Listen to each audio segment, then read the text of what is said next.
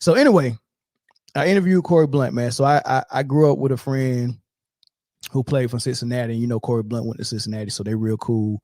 I think Corie Blount was coaching there when my friend played there, right? So you know, he hooked me up with him. We talked, we did an interview. I asked him a lot of questions. And the reason why Corie Blount's perspective is so cool is because when he coached at Cincinnati, that was around the same time that LeBron was in high school and all the hype was there. So he was able to go see firsthand a lot of that LeBron stuff. But when in his playing days, I don't know if you remember Corie Blount, but he played with Michael Jordan on the Bulls when Jordan came back from baseball. Corie Blount was on that squad. And so he played with Jordan. Man, that interview, I asked him everything, right? I asked him about practice. You know, he was telling me how much Horace and Michael Jordan didn't get along. Like, he was telling me a lot of stuff, right? So, but he also went and played with the Lakers. So he played with Kobe as well. So he witnessed LeBron, played with Mike, played with Kobe. And I asked him, you know, tell me what the difference is between Mike and Kobe. And this is what he said. He was just unbelievable with that. The thing that I admire about Mike is not only can he turn it on and say, I'm about to give you 50, he could also turn it on and say, you ain't getting nothing either. Like, you know, he was elite as a defender just as well as he was as a scorer. And so was Kobe Bryant, and you played with both of them. So give me like your comparisons and your, you know, and what's different about Mike and Kobe, and who do you think is better? And then you can just throw LeBron in there as well, because his name is always in there as well. Like, what separates those three players in your opinion? No, I'm gonna take it through phases more so. Like when Mike came and did what he did at the peak of his game, the NBA had just reached the pinnacle of being able to be marketed around the world. You know, it had never really had that exposure and that kind of marketing appeal that the game itself had like it did with Mike. Now, for us, it was Magic and Bird were the two headstones that was carrying the league and being marketed. But when Mike came, and Nike and the shoes and the persona and you know, just his whole thing, it just took Mike to a whole nother level. And then for him to be able to do what he did on the court just made it more like impressionable. So you get Mike, man, and there's no way you can kind of compare Mike to anybody else based on the fact that just that whole persona, man, and the championships and the way he dominated during his era, you know, he was Mike. Right. But no second guessing. Then you get this young cat that came along who basically personified everything that Mike had, but he had to get it from somewhere, so he took it from Mike. Okay. You know, Kobe didn't have the hands that Mike had. You know, that's the only limitation to Kobe's game that I compare to Mike, is that Kobe really couldn't palm that ball like Mike could. Right. But as far as intensity and willingness to try to dominate and definitely think nobody in the gym is better than him, you know, Kobe personified all that, man, at a young age. That's what I keep telling everybody. Like, I met this dude when he was 18, man, and they brought him to the summer league. And Jerry Russell, I never forget, Jerry Russell told me that the kid was coming and he wanted me to work him into the practice so he can learn our plays and stuff. And, you know, the hype was there, but I hadn't witnessed it myself. And then we start hooping, and this dude just trying to bang on every time he gets it. He was trying to dunk on somebody. Just full of match mode. And I'm like, okay, I see. You know, I see the signs a little bit. Then the summer league came. He played in the first summer league because he came late. He played in the first summer league, and he had 36 points. So I remember I called my homeboys. I'm like, man, y'all need to come our next game. Man, I think I just seen the next Michael Jordan. That was my comments at the time. Wow. My people like, man, I think we got the next Michael Jordan. And they were like, who? I said, the young boy Corie. Like, he can't. I'm like, man, come to the game, man. Well, the next game, the place was sold out, point blank. Next game he played in, the place was sold out after he had 36. And, man, the rest of the summer league, you know, this cat averaged 36 the rest of the summer league. That's crazy. So that's crazy. I knew from then, like, Man, this dude is he the truth. So the reason why I played that is because all the videos I done in the last couple of weeks trying to show the difference between Kobe, Mike, and LeBron, and trying to show all these other players that's telling you what Kobe was about. I keep getting people in the comment sections that that say things like LeBron was ready his first day when he stepped on the floor at 18, and Kobe wasn't. Right, and they'll go to the stats and be like, see, he averaged 8 points as a rookie, and LeBron averaged 20. And I'm like, look, man, you got to understand that Dale Harris did not want to play Kobe.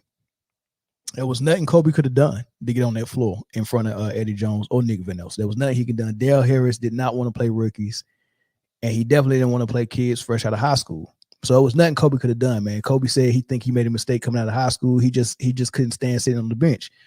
But Corie Blount's telling you from day one that we seen him dominating summer league, and it was just too easy for him. We knew he said he knew he was ready. He called his friend and said, we got the next Michael Jordan on our team. And this is coming from a dude who had just got finished playing with Mike. Right. So we're not talking about a person that played against Mike once or twice a year.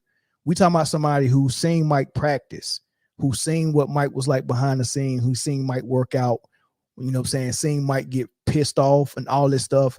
And then for you to go and watch this kid at Summer League and then automatically say that's the next Michael Jordan. That is an unusual perspective you're not going to get from a lot of people. It's not a lot of people who played with Mike that also played with Kobe that can have that perspective. It's just not a lot. I think Ron Harper did it. I think Rodman did it.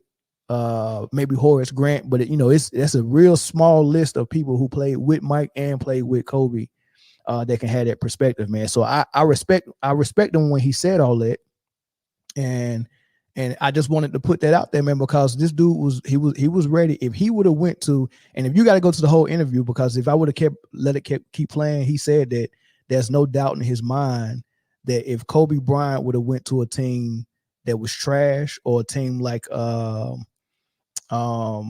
Cleveland or something like that, and it was a blank canvas where he can just go in and do whatever he wanted to do, that he would have been rookie of the year, and he would have had one of those rookie seasons like LeBron James and all that stuff, man. But it just didn't happen for them like that. Same thing happened to Tracy McGrady, man. He showed up and they just, they had Vince Carter there, and they just, look, man, you're a young kid out of high school, man. Wait your turn, right? He had to leave and go to Orlando to show what he could do, right? And for Kobe, Dale Harris had to get fired so Phil Jackson can come in, who also was like, look, I know what I got right here because I just had that in Chicago. And he was like, he put him in and he never looked back from there. He was an all-star, and I just wanted to say that, man, because I think a lot of people miss out on that point, man. I think I need to drive that point home. Mikey Bass, appreciate you, man. New member in the house, man. Thanks, Mike. Super chat from Mikey Brass. Thanks for the super chat, man. LeBron is full on HGH and EPO. That's the rumor. I don't know. I don't know if there's any truth to that, but that's a rumor. I wouldn't want to spread it because I don't want to get my channel shut down. I don't want to get my channel shut down, man. So I don't know, man. But do anybody want to speak to, I open the phone lines back up. Anybody want to speak to the fact that, you got Corie Blount saying what he said and saying that, man, Kobe was always like that.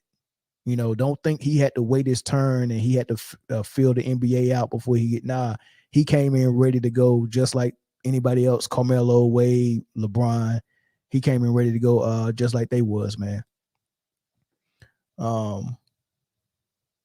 Mike was smooth with handles, man. Do y'all remember Corie Blount? He wasn't no slouch. What's up, Carlo? What's up, cuz? What's up? Who this? It's Jules again. I wanted to speak on that Corie Blount segment. Oh, let's go. Now, he said, you said LeBron averaged 20 points in his first season. I need to look that up. Is that true? Let me look it up. I will look it up while you're talking. Go ahead. But people forget, though, before Michael Jordan came to the NBA, he went to the Olympics. In the last Olympics, I mean, in the second to last Olympics, where it was college players playing against the rest of the world as grown men. Facts. Jordan led that team. The USA select team even beat Magic and them boys when they played against them. Okay? Yeah. And people forget, Michael Jordan first season as a rookie, 28.2 points a game, 6.5 rebounds, 6.5 assists, 2.3 steals, 1 block. Unreal. Come on, dude. Unreal. As a rookie. Yeah. You know, he was 21. Well, I'm just saying, bro, that's a choice to come out of high school. But when Jordan came into the league, how many more cats had a rookie season like that and was ready? I mean, that. Magic and Bird. You know what I'm saying? Magic and Bird, really. Yeah, they wasn't averaging 28, 6, and 6. No, they wasn't. And they had ready-made teams. I mean, they Bird did. was in the finals in his second year. Magic went to the finals in his first year with Kareem. So imagine if Jordan still had damn, what's his name? I can't forget his name. The big center they used to have though with the afro. If they still had Artis Gilmore. Reggie Pierce, and Orlando Woolridge, maybe they might have made some noise. You know what I'm saying? I don't think Jordan meshed well with them though. We'll never know. You know what I'm saying? Plus, he was a rookie, and you know how it was. It might have not meshed well because they probably been looking like, man, you a rookie, folks. You know what I'm saying? Yeah. But yeah, I just want to put that out there. I ain't gonna take up your whole time. I just want to put that out there. But I believe what Corie Blount believed. If he had went somewhere like, you know, Cleveland or something where he could get them minutes, Kobe probably would have had a Jordan type of rookie year, my dude. He would have been close to 30 points himself, probably.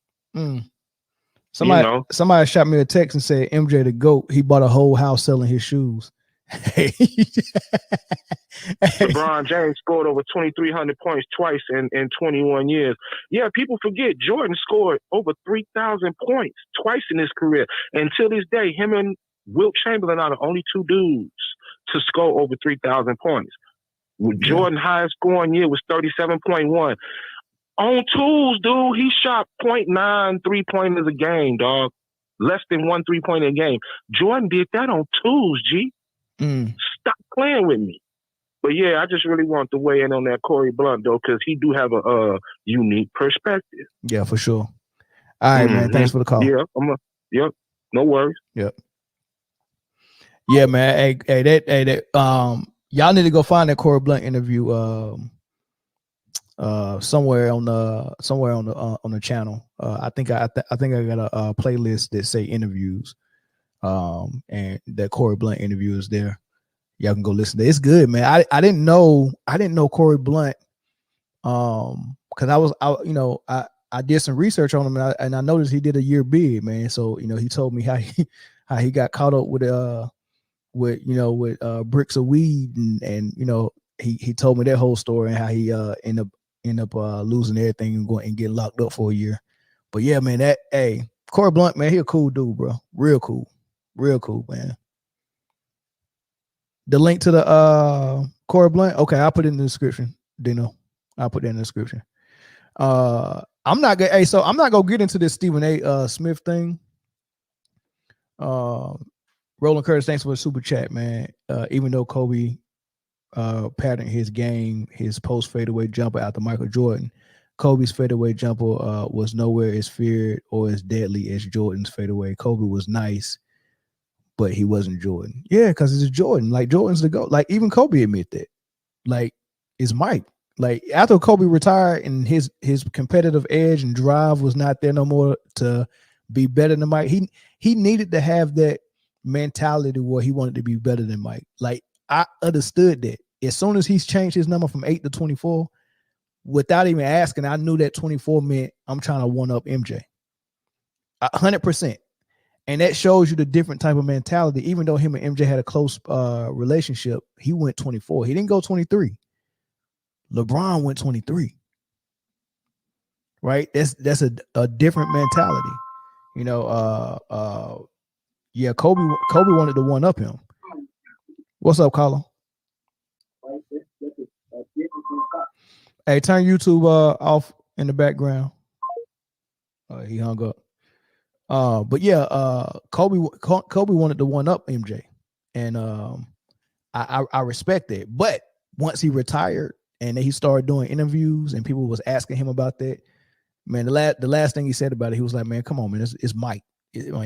Come on, it's Mike. It's the GOAT. You know, everybody know Mike is the GOAT, right?" So that was his attitude, and so he know that, and everybody else knows it. I mean, Mike is Mike. That's the standard.